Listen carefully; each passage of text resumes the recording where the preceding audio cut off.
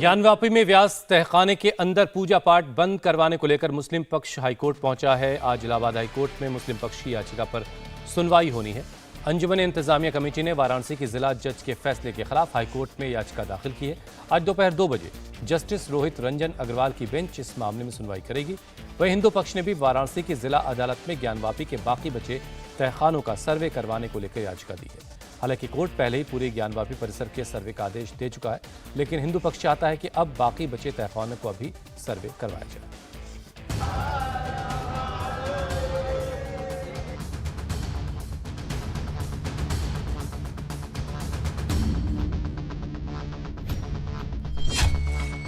ज्ञानवापी के तहखाने में पूजा, हाईकोर्ट में सुनवाई।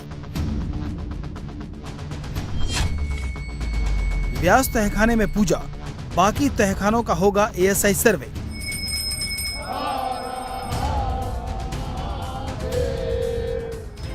व्यास जी के तहखाने में पूजा पाठ चल रहा है, भक्तों की भीड़ उमड़ रही है। साथ ही अदालतों में भी केस जारी है। हर रोज किसी न किसी कोर्ट में सुनवाई चल रही है। आज इलाहाबाद हाईकोर्ट में सुनवाई होगी। मुस्लिम पक्ष अंजुमन इंतजामिया कमेटी ने ज्ञानवापी के तहखाने में पूजा की इजाजत देने के जिला जज के फैसले के खिलाफ याचिका दायर की है। जस्टिस रोहित रंजन अग्रवाल की बेंच आज दोपहर 2 बजे सुनवाई करेगी।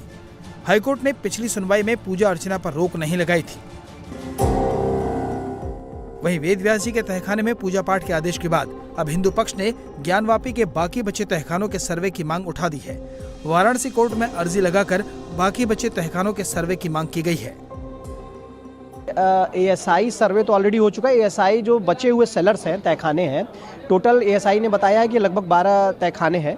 तो उसमें जो बचे हुए तहखाने जिनको जीपीआर सर्वे के माध्यम से पाया गया, उनको जिसपे वो नहीं एसेस कर पाए हैं, उसी बचे हुए तहखाने के सर्वे के संबंध में हम लोगों ने प्रार्थना पत्र दिया, क्योंकि ऑलरेडी जो है वो न्यायालय द्वारा आदेशित किया जा चुका है कि साहब इस संपूर्ण परिसर का एएसआई सर्वे किया जाए। ज्ञानवापी के बाकी तहखानों का सर्वे होना बाकी है। इस बीच आरएसएस चीफ मोहन भागवत ने राम मंदिर की बात करते हुए कहा कि ये तो बस शुरुआत है। रामलला आ गए 22 तारीख को, बहुत बड़ा पुरुषार्थ हुआ, सतत लड़ाई हुई, सब हुआ,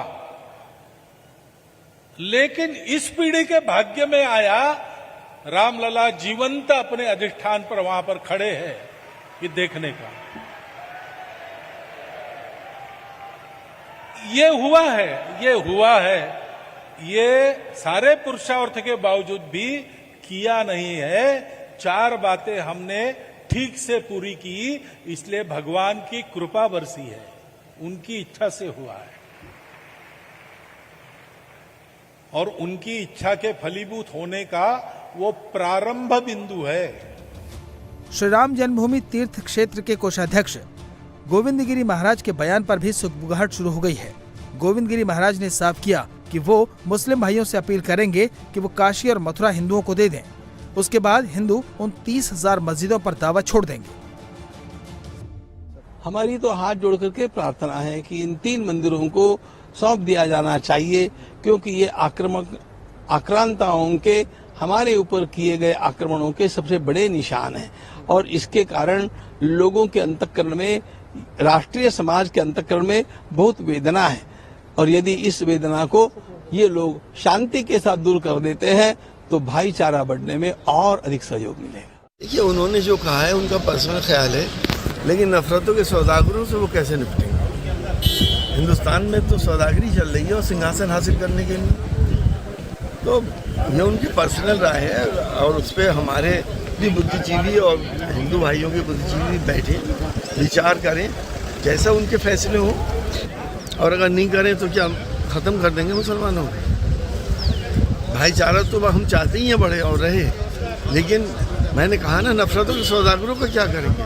उनकी तो सियासत, उनकी रोटियां नफरतों भी चल रही हैं।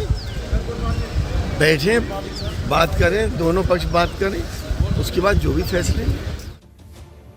पहले अयोध्या और अब काशी से लेकर मथुरा तक मुस्लिम पक्ष हर बार 1991 के प्लेसेस ऑफ वर्शिप एक्ट का हवाला देता है। इस एक्ट में कहा गया है कि 1947 में आजादी के वक्त जिस धार्मिक स्थल का जो नेचर था उसे बदला नहीं जा सकता। इसलिए राज्यसभा में बीजेपी सांसद हरनाथ सिंह यादव ने प्लेसेस ऑफ वर्शिप एक्ट को तुरंत रद्द करने की मांग उठा दी। महोदय, इस कानून का स्पष्ट अर्थ यह है कि विदेशी आक्रांताओं द्वारा तलवार की नोक पर ज्ञानवापी और भगवान श्री कृष्ण की जन्मभूमि सहित अन्य पूजा स्थलों पर जो बलात् कब्जा किया गया, उसे विगत सरकार द्वारा कानूनी रूप से सही ठहरा दिया गया है।